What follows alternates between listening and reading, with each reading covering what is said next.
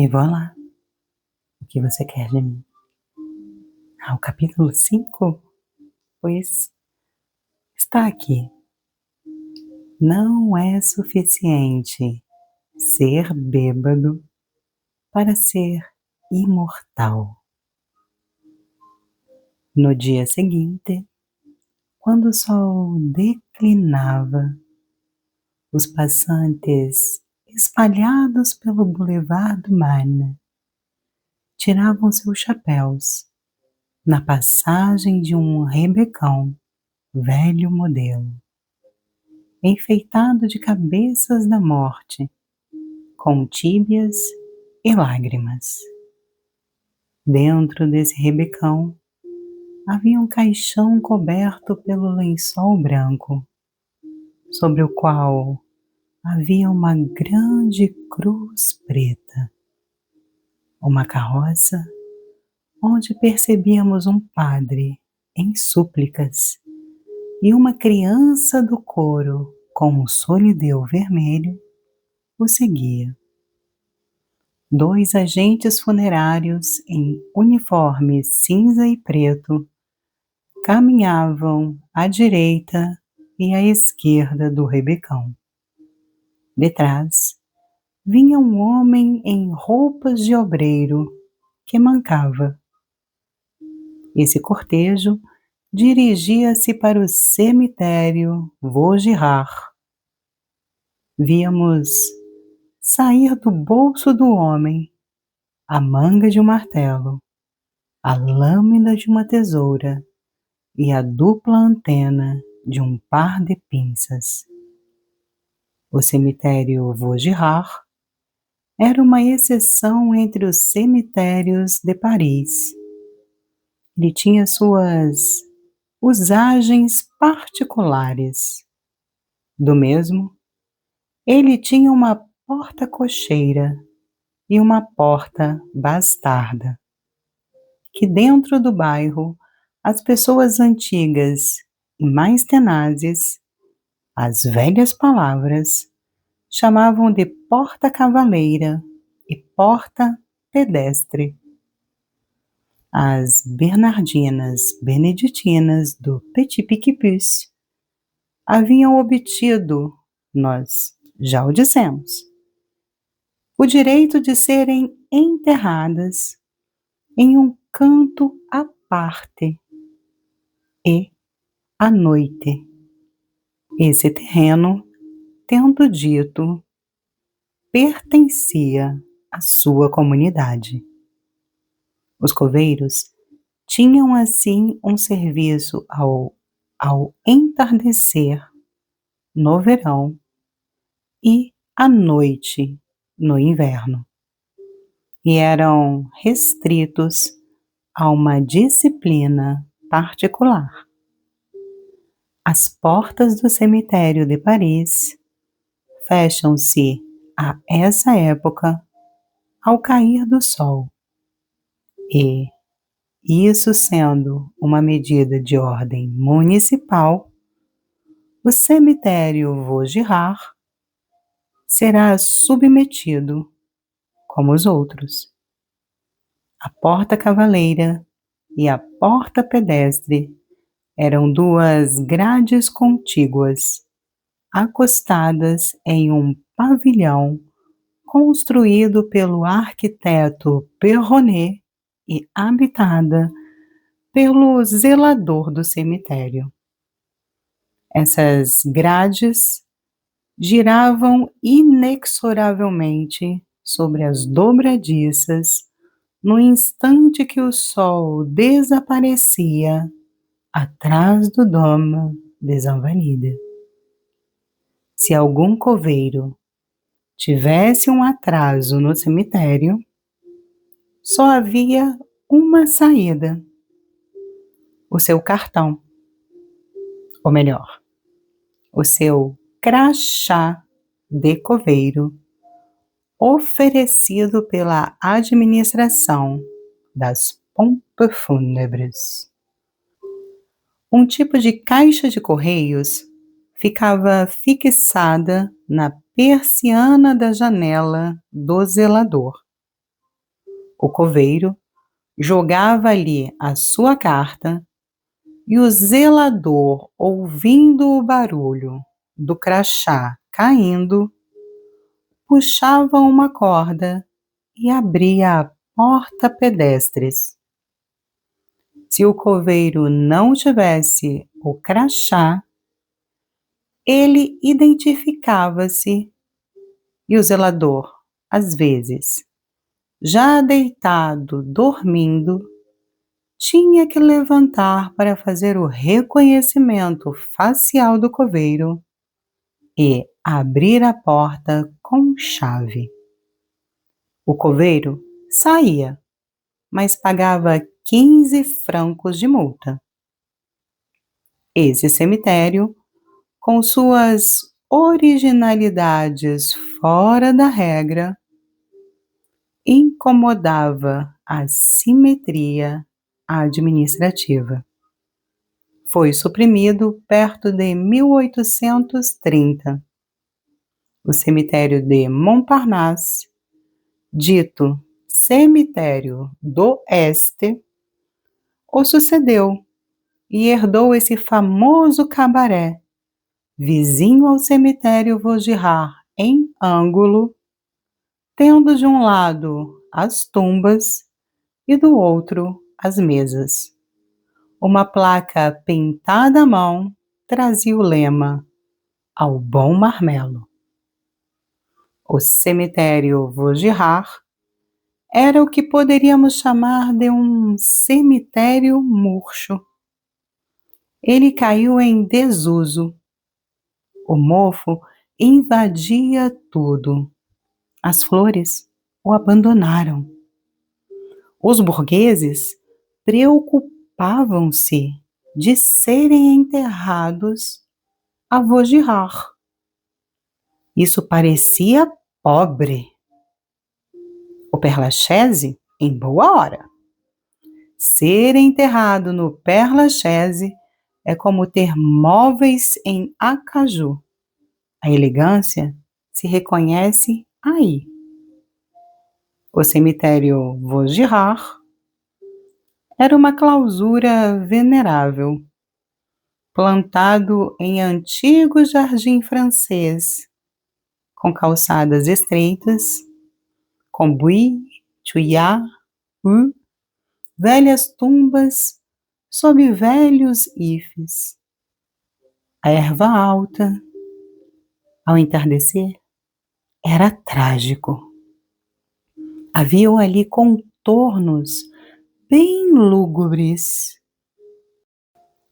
O sol ainda não havia deitado quando o Rebecão, com o seu lençol branco e a sua cruz preta, entrou na avenida do cemitério de Vaugirard. O homem que mancava e o seguia não era outro que Fauchelevent.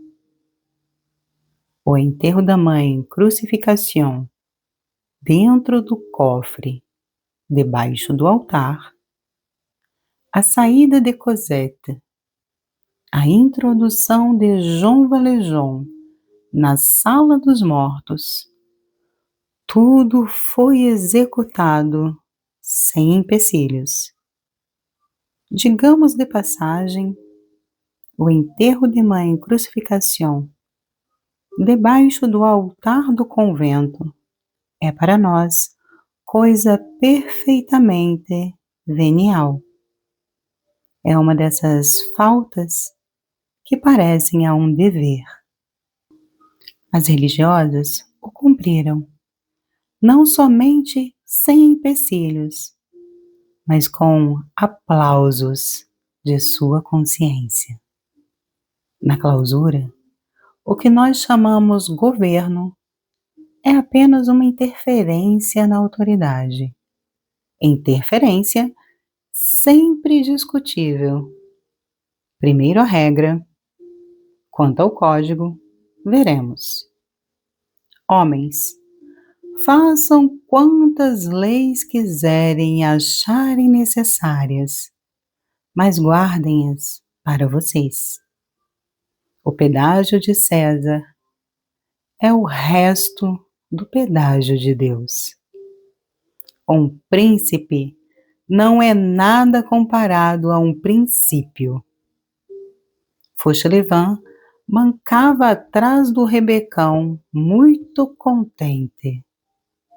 Seus dois mistérios, seus dois complôs gêmeos, um com as religiosas, o outro com Monsieur Madeleine, um pelo convento, o outro contra. Haviam tido sucesso no fronte. A calma de Jean Valjean era dessas tranquilidades poderosas que se comunicam. Fauchelevent não duvidava mais do sucesso. O que faltava fazer não era nada. Depois de 2 anos, ele embriagou umas 10 vezes o coveiro, o bravo Père Mestienne, um homem gordinho. A cabeça de Mestienne ajustava-se ao chapéu de Fauchelevent. Sua segurança era completa. No momento que o comboio entra na avenida que levava ao cemitério, Fauchelevent, feliz, olha o Rebecão e esfrega suas grossas mãos, dizendo a meia voz: "E voilà, uma farsa." De repente, o Rebecão para. Estavam na grade. Era preciso mostrar a permissão de enterrar. O homem das pompas fúnebres entrou com o porteiro no cemitério. Nesse tempo, um desconhecido, alguém, vem e se coloca ao lado de Fauchelevent, detrás do Rebecão, pioche na mão. Parecia um tipo de obreiro com uma veste de bolsos grandes. Fauchelevent olha o desconhecido. "Quem é você?" pergunta ele. O homem responde: "O coveiro." Se sobrevivêssemos a uma bola de canhão em pleno peito, teríamos a cara de Fauchelevent naquele momento. "O coveiro?" "Sim." "Você?" "Eu?" "O coveiro é Père Mestienne." "Era." "Como assim, era?" "Ele está morto." Fauchelevent esperava tudo, menos isso, que um coveiro pudesse morrer. E, portanto, é verdade, os coveiros também morrem. À força de cavarem a sepultura dos outros, abrem a sua própria. Fauchelevent fica de boca aberta. Ele apenas teve força para murmurar: "Mas não é possível." Sim, é. Após Napoleão, Luís XVIII. Após Mestienne, Gribier. Camponês, eu me chamo Gribier. Fauchelevent, pálido, considera Gribier. Era um homem longo, magro, lívido, perfeitamente fúnebre. Ele tinha o ar de um médico que falhou e virou coveiro. Fauchelevent começa a rir. Ah, como acontecem coisas engraçadas. O Père Mestienne está morto, mas viva o pequeno Lenoir. Você sabe o que é o pequeno Lenoir? É o jarro do tinto às 6 sobre o chumbo. É um jarro de Suresnes, vermelho, Suresnes de Paris. Ah, ele morreu, o velho Mestienne. E eu estou aborrecido. Era um bom vivant.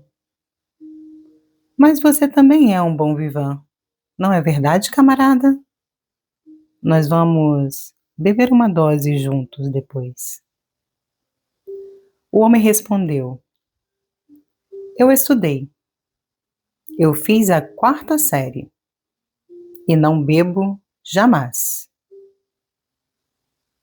O Rebecão voltou a mover-se pelas calçadas do cemitério. Fauchelevent diminuiu os passos. Ele mancava agora mais de ansiedade do que de enfermidade. O coveiro andava diante dele. Fauchelevent examina então uma vez mais esse gribier inesperado. Era um desses homens que jovens têm aparência de velho e que magros são fortes. Camarada, disse Fauchelevent, eu sou o coveiro do convento. Ah, meu colega, diz o homem.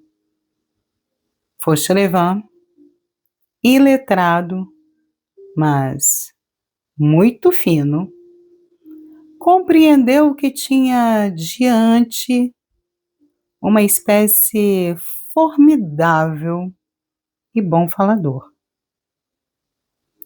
Como assim o père Mestienne morreu? Perguntou ele. O homem responde: completamente. O bom Deus consultou sua caderneta de prazos e era a vez de Mestienne. O bom Deus, repete Fauchelevent. O bom Deus, diz o homem com autoridade. Para os filósofos, o Pai Eterno. Para os jacobinos, o Ser Supremo. E nós? Não nos conheceremos? Perguntou Fauchelevent. Ah, já foi feito. Você é um camponês e eu sou parisien. Nós não conhecemos alguém antes de termos bebido com ele. Insiste Fauchelevent. Quem esvazia seu copo, esvazia o coração. Você virá beber comigo. Isso não se recusa. Primeiro, o trabalho, respondeu um homem. Fauchelevent pensou. Estou perdido. Eles estavam já quase chegando ao canto das religiosas. O coveiro diz: Camponês, eu tenho 7 crianças para alimentar. Como é preciso que eles comam, é necessário que eu não beba. E ele acrescentou com a satisfação de um ser sério que faz uma frase: essa fome é inimiga da minha sede. O Rebecão contorna o canteiro de ciprés e sai da calçada principal. Passa por uma calçada pequena e entra na terra e afunda na lama. Isso indicava a proximidade da sepultura. Fauchelevent diminuiu os passos, mas não pôde impedir o Rebecão de avançar. Então ele se aproxima do coveiro. Tem um vinho excelente em Argenteuil, diz ele. Camponês, eu não deveria nem ser coveiro. Meu pai era porteiro no Prytanée e me destinava à literatura, mas teve infortúnios Ele teve perdas na bolsa e eu tive que renunciar ao estado de autor. No entanto, eu ainda sou escritor público. Mas você não é coveiro? Pergunta Fauchelevent. Um não impede o outro. Eu acumulo. Vamos beber, insiste Fauchelevent. Uma observação é necessária aqui. Fauchelevent, qual que fosse a sua angústia, oferecia de beber, mas não explicava sobre um ponto. Quem pagará? De ordinário, Fauchelevent oferecia, mas Père Mestienne pagava. Uma oferta para beber era uma situação nova criada para o coveiro novo. E essa oferta ele precisava fazer. Mas o velho jardineiro, não sem intenção, deixava o proverbial na sombra. Quanto a ele, por mais emocionado que estivesse, não se oferecia para pagar. O coveiro continua com o seu sorriso superior. Temos que comer. Eu aceitei a sobrevivência do Père Mestienne. Quando fazemos as classes, somos filósofos. Ao trabalho da mão, acrescentei o trabalho do braço. Eu tenho uma barraca de escritor. Você sabia? No mercado de Parapluie, todas as cozinheiras da Cruz Vermelha se dirigem a mim. Pela manhã, eu escrevo bilhetes de amor e à noite, cavo covas. Tal é a vida, camponês. O Rebecão avança. Fauchelevent, no cume da inquietação, olha para todos os lados em volta dele. Grandes gotas de suor escorriam de sua testa. Portanto, continua o coveiro, não podemos servir a dois mestres. Eu terei que escolher a pena ou a pioche. A pioche estraga a minha mão. O Rebecão para.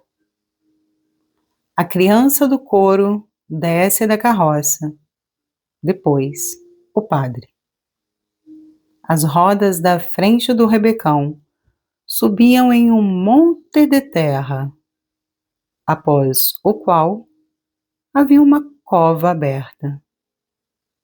E voilà, uma farsa, diz Fauchelevent, consternado. E esse é o final. Capítulo 6. Entre quatro planchas. Quem estava dentro do caixão? Nós sabemos. Jean Valjean. Ele se virou para sobreviver ali dentro e quase não respirava. É uma coisa estranha a qual ponto a certeza da consciência dá segurança ao resto. Todo combinado por ele deu certo, e muito certo, desde a noite anterior. Ele contava, como Fauchelevent, com Père Mestienne. Ele não duvidava do fim. Jamais situação tão crítica, jamais uma calma mais completa. As quatro planchas do caixão exalavam um tipo de paz terrível. Parecia que algo do repouso dos mortos entrou em Jean Valjean. Após Fauchelevent ter pregado o caixão, Ele sentiu-se ser carregado. Depois, rolou. Pelas sacudidas, ele sentia que passavam do pavê à terra batida. Quer dizer, saíam das ruas e chegaram ao bulevar. Pelo ruído surdo, ele adivinhou que atravessavam a Ponte d'Austerlitz. Na primeira parada, ele entendeu que chegavam ao cemitério. Na segunda, na cova. Bruscamente ele sentiu um atrito rouco sob as planchas e deu-se conta que era a corda que amarravam em volta do caixão para o descer na escavação. Depois, teve um atordoamento. Provavelmente os agentes e o coveiro bascularam o caixão e desceu a parte da cabeça primeiro, antes dos pés. Ele volta a si, sentindo-se na horizontal. Ele chegou ao fundo.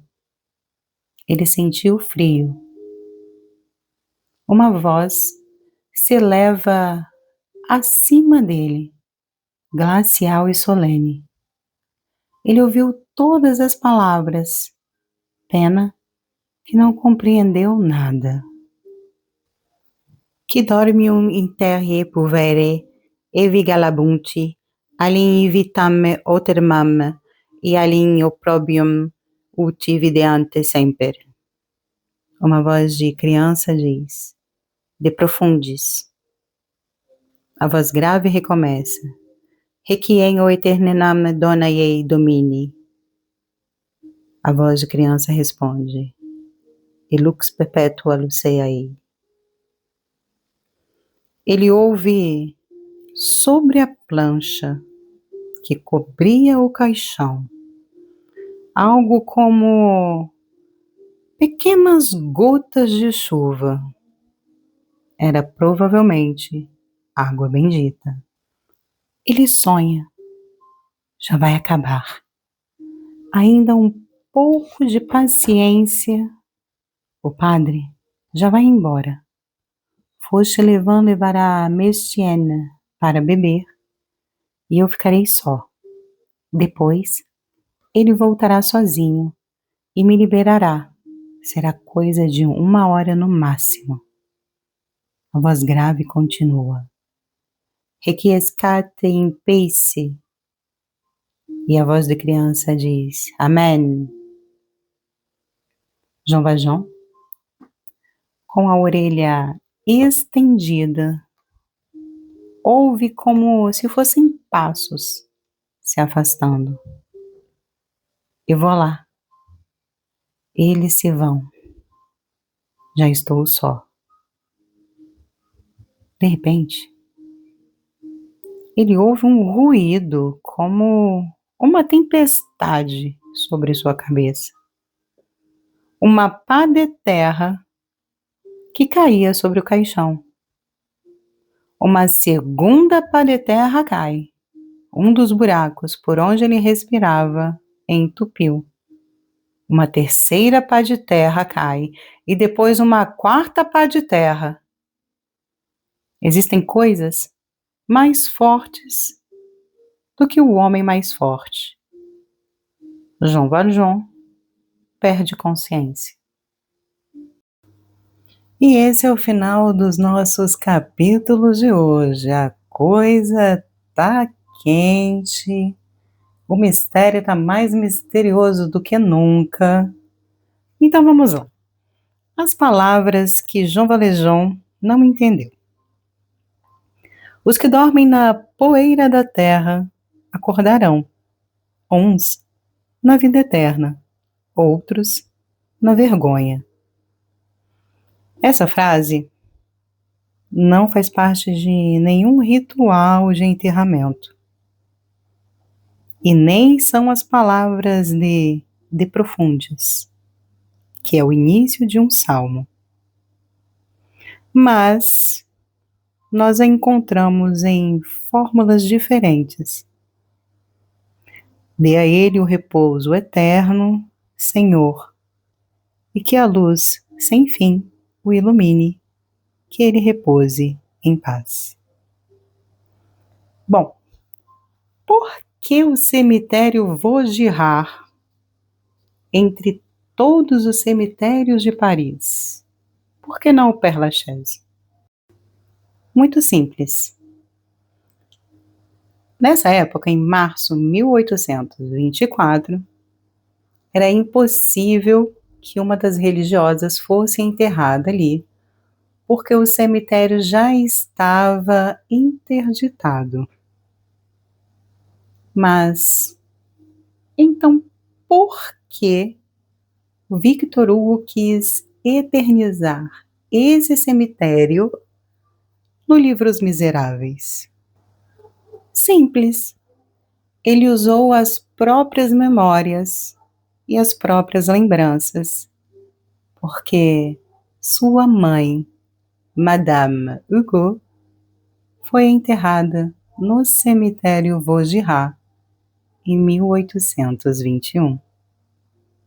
Daí vem a citação desse cemitério e a descrição das lembranças que ele tinha desse dia. Esclarecido isso, eu te desejo uma linda noite, um belo entardecer e amanhã, rendezvous para mais um capítulo. O que acontecerá agora? Será que Fauchelevent vai conseguir embriagar o Gribier? Será que vai acontecer uma interferência divina para salvar Jean Valjean? Já saberemos tudo isso amanhã. Grande beijo e até amanhã.